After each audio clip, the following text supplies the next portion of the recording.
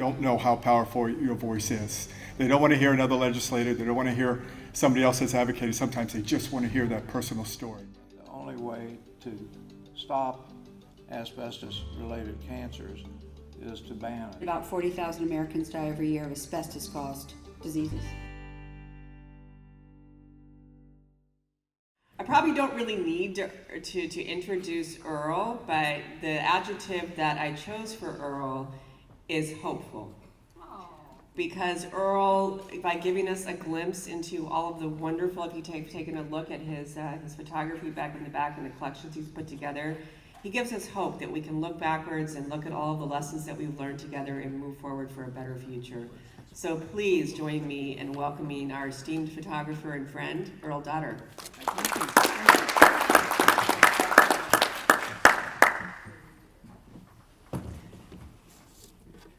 Thank you, Kim.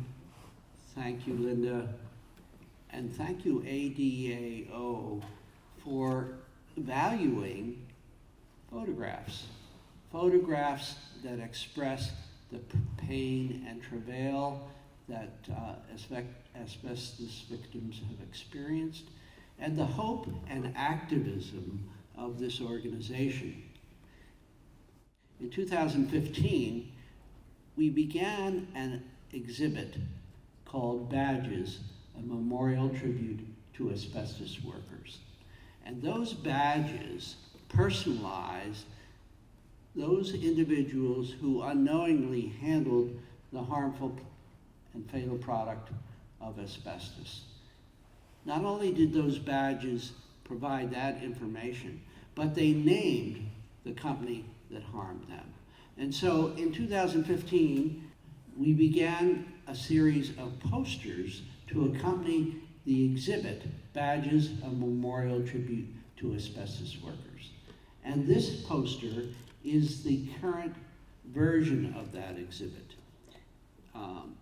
for 2024.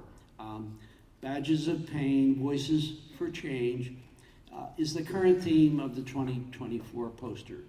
Featured are ADAO's own Mike Mattmuller and Paul Brodeur, the author of Outrageous Misconduct, both of blessed memory.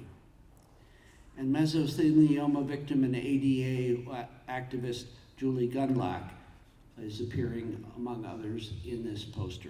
In 2023, Linda and I made our way to Libby, Montana's card clinic. Dr. Brad Black and staff there, along with patients suffering from asbestos disease, made the photos in this poster possible. You see a much younger Brad Black, Les Scramstad at the Libby Cemetery with Gayla Benefield, and when Lester was still alive and active. Then you see Gayla at Lester's grave marker, and finally after her clinic testing with Linda and I last year. In 2022, we visited Louisiana's Chemical Alley, where the last asbestos is imported and used in the United States. Asbestos filters for the chlorine production process are still in use there. We work with local chemical safety advocate Travis London, and I photographed those sites where asbestos filters are still in use. Highlighted in the 2021 poster is ADAO's Walk to the Capitol, showing the power of ADAO in mass. Julie Gundlach and Marilyn Meadows' daughter, Julie, are featured. And by the way, Julie is carrying a sign that memorializes her father. Julie's dad died when she was only 8 years old. Many of the placards carried at the Capitol were handmade by ADAO members at that year's conference. The 2019 poster combines ADAO advocacy led by experts in the field of asbestos disease prevention, along with the voices of those personally experiencing the trauma wrought by asbestos, like Mike and Jessica Mattmuller and their child. The 2018 poster featured emergency responders on Ground Zero in New York City, along with the International Association of Firefighters Safety and Health Director Patrick Morrison, along with Mount Sinai Medical Center cardiothoracic surgeon Raja Flores. California Senator Barbara Boxer was featured in the 2017 poster because of her key advocacy role in enacting the Toxic Substances Control Act, signed into law by President Barack Obama. And the 2016 poster featured Alan Reinstein and his widow, Linda. ADAO's co-founder and leader, Linda Reinstein, is shown holding photographs of Alan at a Senate markup as she advocated in behalf of all past and present asbestos victims. In 2015, with knowledge Barry Castleman provided, that year represented the 100th anniversary of Irving Selikoff's birth, I reached out to Linda Reinstein about creating the Badges of Memorial Tribute to Asbestos Workers exhibit to honor the good doctor by using employee ID badges I had collected of those who had been exposed to the fiber. And in this slide, you see on the left the poster, to the left of the poster, you see a photo I took of Dr. Selikoff reading x-rays in his office at Mount Sinai, and also a photo of Barry Castleman with Paul Sefchek at the White Lung Association greeting Dr. Selikoff at the Asbestos, the Third Wave Conference.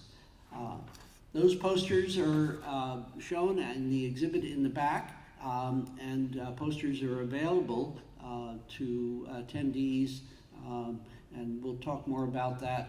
I also have my 50th anniversary retrospective photo book that features Badges chapter in the book. You can take a look at that in the back. Thank you.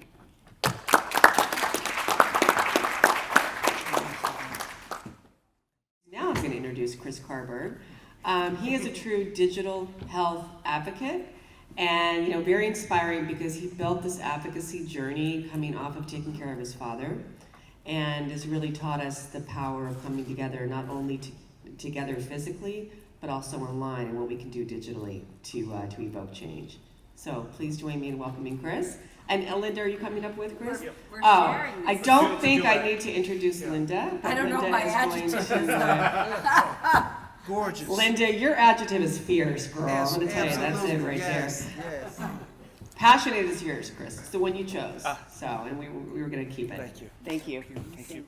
We don't split up sessions. It's 100% one person. But today is different. It's our 20th anniversary. And I want to introduce some new information to you, because when you leave after dinner tonight, you are going to be a changed person. And I believe 119th Congress is going to do us right.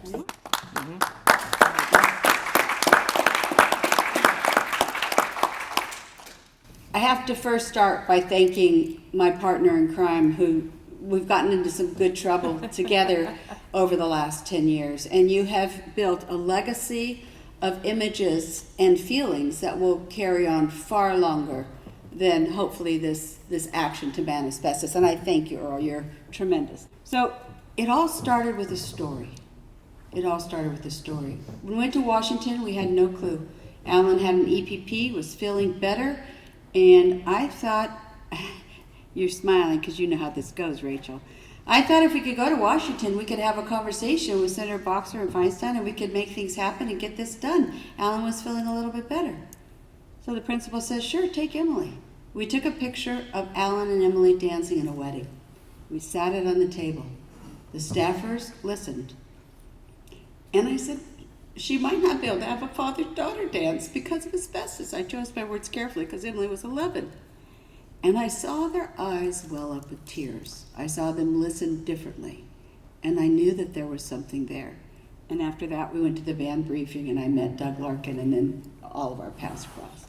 So that is the beginning of the story.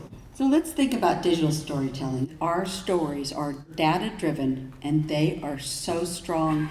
We share pain, we comfort each other, but we can move the message along. And we offer a legacy to those families who have lost a loved one.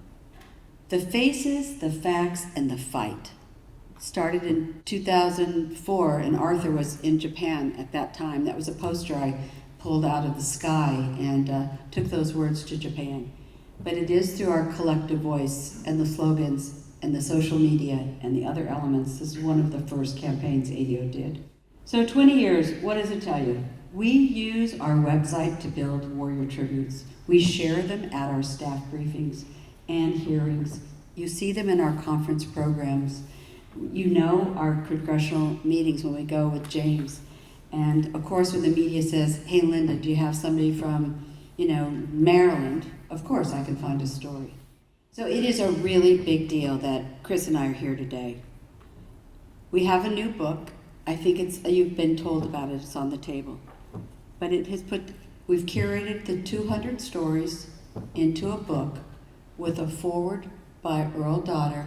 His 9 posters are inside the book, and it is dedicated to all of those who have shared their story with us over the past 20 years. James, we got some trouble to get into because I already talked to Greg.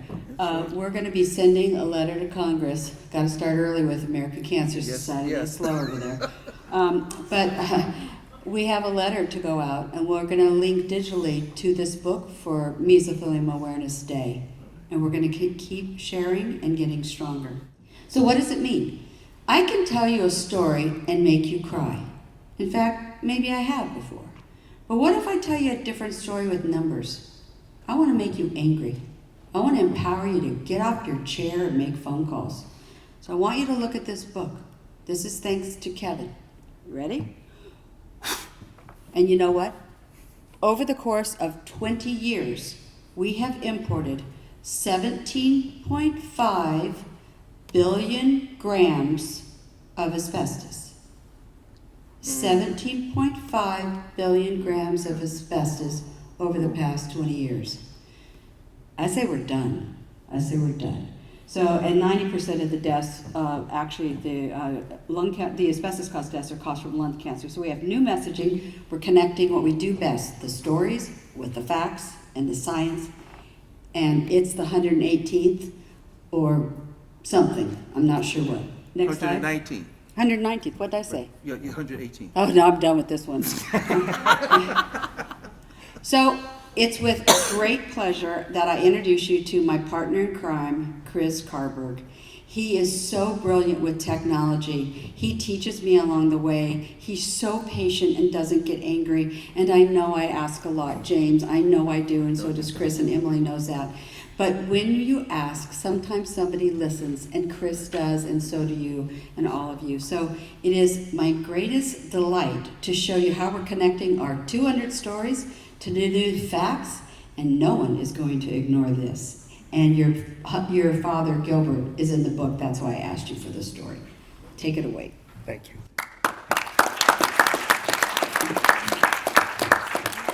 She is fierce and a force of nature, and when she calls and calls again and texts and leaves a message and calls again, you know you can feel that passion, and it's always, you're one of the most genuine people I've ever come across. And it was, I've lived most of my career in the digital world.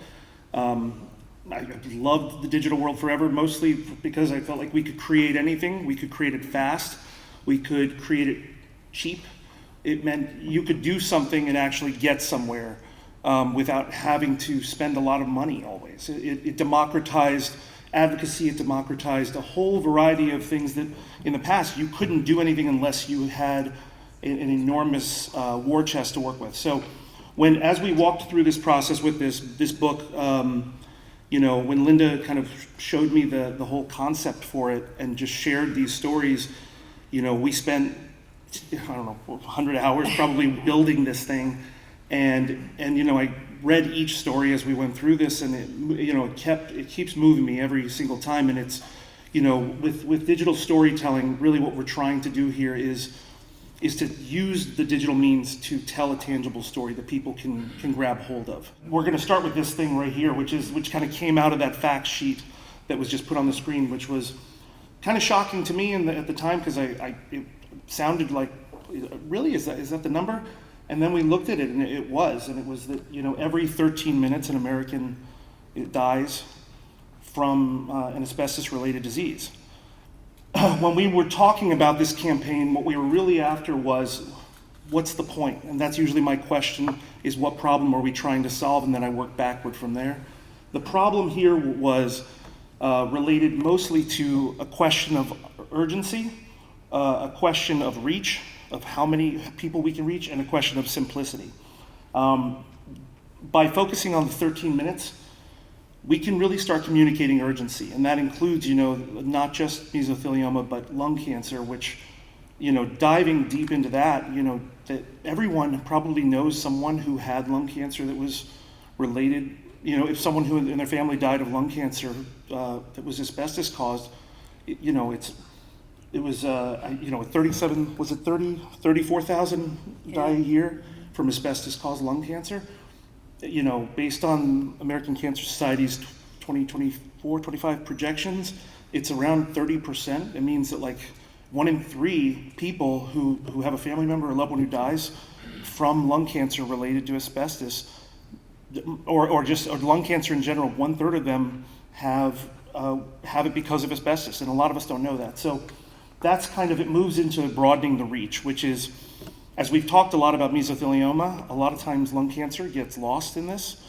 And, the goal is to inspire people and move people by reaching as many people as possible. And then the third part is, it's a very complex thing. We have people that we work with that we know that really think asbestos is banned, when we saw that graphic that asbestos is banned, how many times have we all spoken to someone who said, oh yeah, it's banned, right, it's gone.